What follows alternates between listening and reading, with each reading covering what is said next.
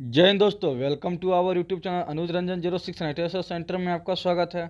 दोस्तों, उत्तर प्रदेश राज्य विद्युत निगम लिमिटेड की तरफ से जो है एक रिक्वायरमेंट निकल के आया है, जो कि यूपीआरवीएल के अंतर्गत है। इसका जो है कि यहाँ पे इन्होंने क्लियर किया है कि कौन कौन सा पोस्ट के लिए जो है रिक्वायरमेंट है।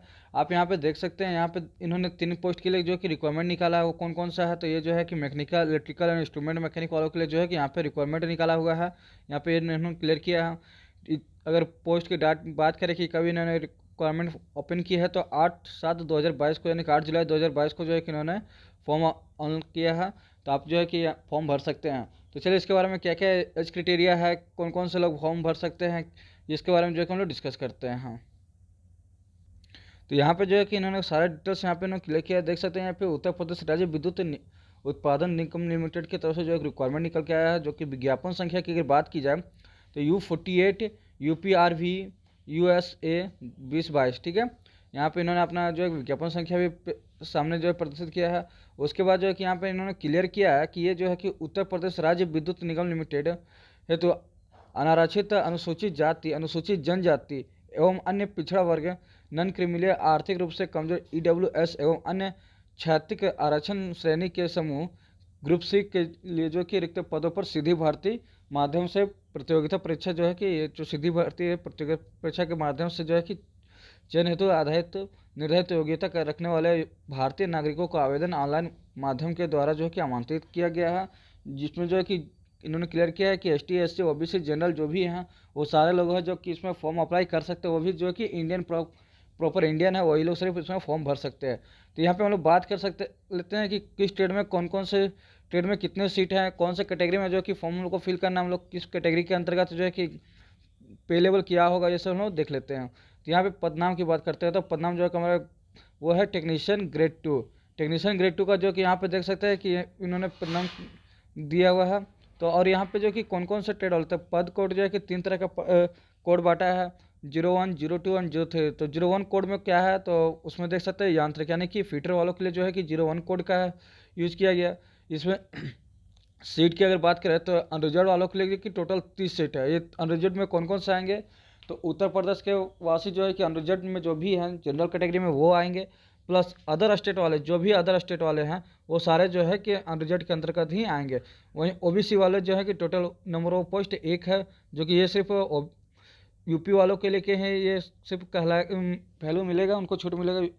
वहीं पे बात करेगा अनुसूचित जाति जो कि SC कैटेगरी के, वहाँ पे नंबर ऑफ पोस्ट की बात करें तो 14 है। अनुसूचित जाति यानी ST की बात की जाए तो 7 पोस्ट है। आर्थिक रूप से कमजोर EWS वालों के लिए 5 सीट है। और भूतपूर्व सैनिक जो है कि उनके लिए नंबर ऑफ सीट जो है कि 2 है। फिर वहीं स्वतंत्रता संग्राम सेनानी के आश्रित के लिए 1 सीट है। तो ये जो है कि जितना भी इधर का है, आप यहाँ से लेकर यहाँ तक ये सारा जो है कि यूपी वाले जो वहाँ पे लोकल हैं उनके लिए ये सीट है। और ये 30 सीट आपको मिल रहा है, ये लोकल और प्लस अदर स्टेट वाले सारे लोग जो है कि इसको फॉर्म अप्लाई कर सकते हैं अनरिजर्व कैटेगरी में।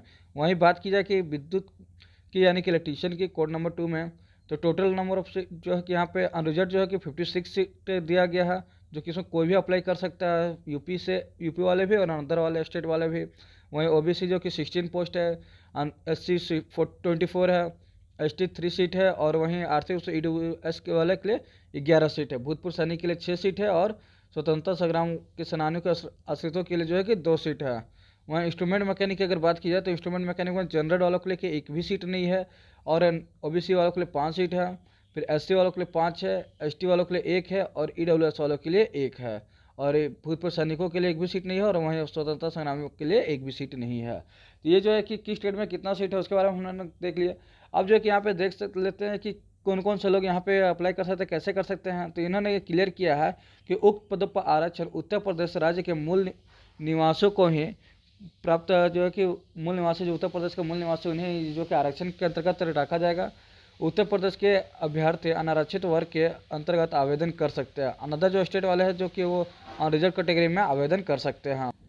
यहाँ पर फिर इन्होंने क्लियर किया है कि देख सकते हैं जो ये जो है कि चयन प्रक्रिया जो है होने के बाद जो कि अगर आप वहाँ पे चयनित होते हैं तो आपको सीट वाइज जो है कि पाली में, यानी कि सीट वाइज आपको वर्क करना पड़ेगा। ABC जनरल जो भी कंपनी का रूल होगा उसके अंतर्गत आपको जो है कि सीट वाइज भी आपको जॉब करना होगा। ये इन्होंने पहले ही क्लियर कर दिया है। फिर वहीं बात करें कि वेतन मान के, यानी कि कितना हमारा सैलरी होगा, आपका सैलरी कितना होगा, तो वो वे जो है कि वेतनमान के मैट्रिक्स लेवल की जो करे वो लेवल 4 में जो है कि अंतर्गत आएगी। वहाँ पे आपका जो है कि 28,000 रुपये स्टार्टिंग का जो सैलरी है, प्लस अन्य भत्ते जो भी अलाउंस वगैरह है और एक्स्ट्रा इसके ऊपर से आपको मिलेगा। ये जो 28,000 है ये आपका बेसिक सैलरी होगा, यानी कि एवरेज आपको बोल सकते हैं कि 32 से 33 हज़ार रुपये स्टार्टिंग मंथ में आपको जो है कि मिलेगी। वहीं बात की जाए कि ग्रुप सेकंड पोस्ट वगैरह दिया हुआ है कि टेक्नीशियन ग्रेड 2 पद कोड जो है कि 1, 2, 3, ये जो है कि फिटर, इलेक्ट्रीशियन और स्टूडेंट मकान वालों के लिए जो है कि पद बांटा गया था। तो वो टेक्नीशियन पद उनके लिए क्या क्या जो है कि एलिजिबिलिटी क्राइटेरिया होना चाहिए उसके बारे में उन्होंने क्लियर किया है। तो उसका जो है कि माध्यमिक शिक्षा परिषद जो 12 हाई स्कूल के विज्ञापन गणित यानी विषय में होना चाहिए जो कि उत्तर प्रदेश के फिटर ट्रेड से अखिल भारतीय राज्य के SCVT एंड NCVT से जो है कि आपको उत्तीर्ण होना चाहिए। और साथ में एक चीज़ इन्होंने क्लियर किया है कि उनके पास जो भी उत्तर प्रदेश हो या अनदर स्टेट वाले जो भी फॉर्म अप्लाई करेंगे उनके पास जो कि CCC सर्टिफिकेट होना चाहिए। CCC सर्टिफिकेट कौन सा है? तो कोर्स ऑन कंप्यूटर कॉन्सेप्ट, ये जो है कि 3 महीने का कोर्स होता है, इसका जो है कि सर्टिफिकेट होना चाहिए। तो बहुत से लोग अब मैसेज करेंगे कि क्या सर ये जो है कि हम लोग अप्लाई कर सकते हैं, हमारे पास सर्टिफिकेट नहीं तो क्या हम जो है कि क्लास कर ले और एडमिशन लेके फॉर्म को अप्लाई कर दे? तो नहीं, ये जो है कि इन्होंने क्लियर कर दिया है कि जब आप फॉर्म भर रहे हैं उस समय ही आपके सारा जो है कि डॉक्यूमेंट्स क्लियर होना चाहिए। जितने भी आप डॉक्यूमेंट्स उसमें मांगा गया है वो सारा जो है कि आपका फॉर्म फिल होने से पहले ही जो है कि आपका सारा चीज़ कंप्लीट होना चाहिए, जो कि 80 घंटे का आपका मिनिमम जो है कि 80 घंटे का ये कोर्स होता है, वो आपको करना ही होगा। ये 3 मंथ कोर्स होता है जो कि आपको अगर रहेगा तभी आप फॉर्म जो है कि फिल कर पाएंगे। फिर वहीं भी बात की जाती है टेक्नीशियन टू जो विद्युत इलेक्ट्रीशियन वालों के लिए, तो वहाँ भी इन्होंने क्लियर किया है कि किसी भी स्कूल जो है उत्तर प्रदेश का हो या अदर स्टेट वालों के लिए उसका जो कि साइंस और मैथ होना ही चाहिए, जो कि आप नॉर्मली जो है कि 10th में साइंस और मैथ होता ही है। फिर वहीं समकक्ष की बात की और उनके लिए इन्होंने किया ये भी बताया कि NCVT या SCVT किसी द्वारा सर्टिफिकेट होगा तो वो चलेगा। और साथ में इन्होंने भी ये क्लियर किया है कि आपके पास CCC सर्टिफिकेट होना चाहिए, जो कि course of computer science concept है वो होना चाहिए। तीनों ट्रेड में हालांकि यही इन्होंने क्लियर किया है कि जो इनके पास भी ये तीनों सर्टिफिकेट है, CCC सर्टिफिकेट है, वही जो है कि फॉर्म अप्लाई कर सकते हैं। सबके लिए जो कि एलिजिबिलिटी क्राइटेरिया सेम है, डॉक्यूमेंट्स जो है कि सारा सेम होना चाहिए। उसके आगे हम लोग देख लेते हैं कि क्या है। तो उपरोक्त सभी शैक्षणिक अर्हता ऑनलाइन आवेदन के समय पूर्व होनी चाहिए। इन्होंने क्लियर देखिए कर दिया यहाँ पे कि जब आप फॉर्म फिल कर रहे हैं वहाँ पे उस समय आपका जो है कि सारा डॉक्यूमेंट्स आपका क्लियर होना चाहिए। उसके बाद अगर आपके पास फॉर्म आप सोचेंगे कि अभी मैं एडमिशन ले लेता हूँ फिर अब डॉक्यूमेंट वेरिफिकेशन के समय आप डालूंगा, तो ऐसा नहीं है। जो भी आप अप्लाई कर रहे हैं उसका सर्टिफिकेट आपके पास अभी के डेट में, रिसेंट के डेट में कंप्लीट होना चाहिए। फिर वहीं बात की जाए दूसरी सेकंड में किया है कि दूरस्थ शिक्षा माध्यम के प्रमाण पत्र एवं अनुभव के आधार पर प्राप्त प्रमाण पत्र तथा तकनीकी प्रमाण पत्र मान्य नहीं होंगे। यानी इन्होंने ऐसे क्लियर किया है जो कि आपका एक्सपीरियंस वगैरह के जो है कि बाद में अगर आप करते हैं तो उसका जो है कि मान्य प्राप्त नहीं होगा।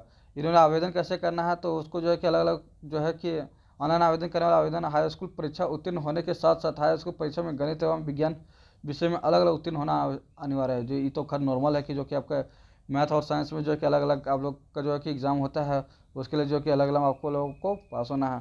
ऑनलाइन ये भी इन्होंने आगे देखिए क्या है, ऑनलाइन आवेदन के समय जो है कि ITI परीक्षा उत्तीर्ण होना अनिवार्य है तथा अभ्यर्थी के पास NCVT या SCVT जो है कि प्रमाण पत्र आपका ट्रेड का सर्टिफिकेट होना अनिवार्य है और CCC सर्टिफिकेट भी होना अनिवार्य है। ये इन्होंने ये क्लियर किया है।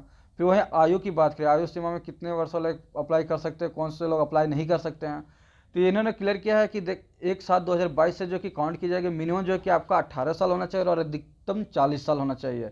आपको जो है कि अधिकतम 40 साल होना चाहिए। फिर आयु सीमा में आप लोग को छूट भी मिलेगी, जो कि एज ए गवर्नमेंट रूल आप लोगों को जो छूट मिलती है वैसे छूट मिलेगी।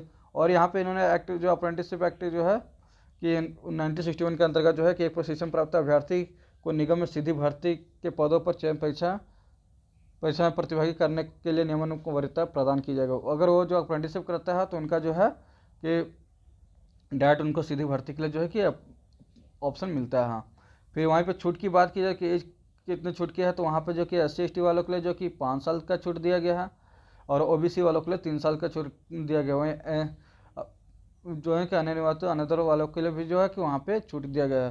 तो अब जो है कि अदर जैसे भी एज ए गवर्नमेंट रूल ये जो है कि इन्होंने छूट की क्राइटेरिया को कंप्लीट किया है।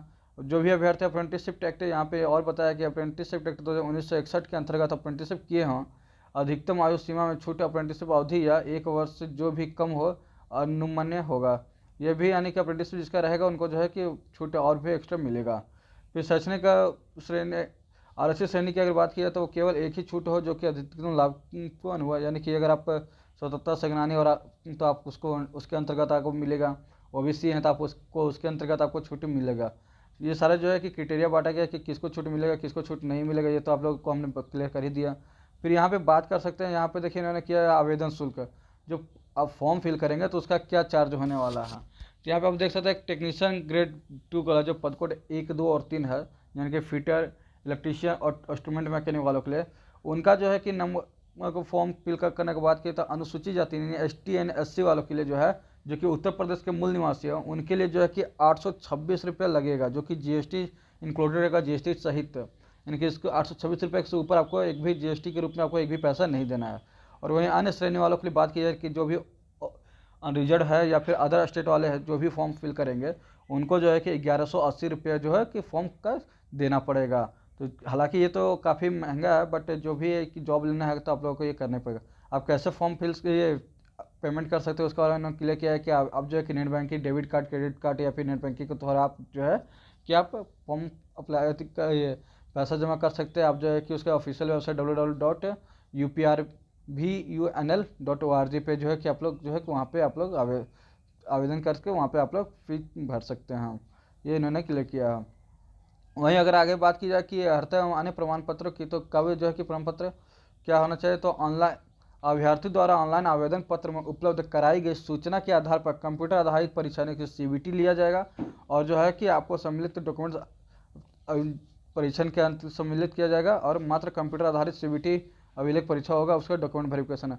यानी कि इन्होंने क्लियर कर दिया है कि आपका जो है कि 2 स्टेप में एग्जाम होगा, एक होगा CBT में और दूसरा होगा जो है कि आपका डॉक्यूमेंट वेरिफिकेशन में। ओके, डॉक्यूमेंट वेरिफिकेशन में तो आप लोग जो है कि इसी के अंतर्गत आपका यहाँ पे जो कोई भी टेस्ट वगैरह नहीं होगा, तो आप लोग जो है कि जो लोग भी अगर मेरे क्लास कर रहे होंगे तो उनका जो है कि काफ़ी हेल्पफुल होने वाला है।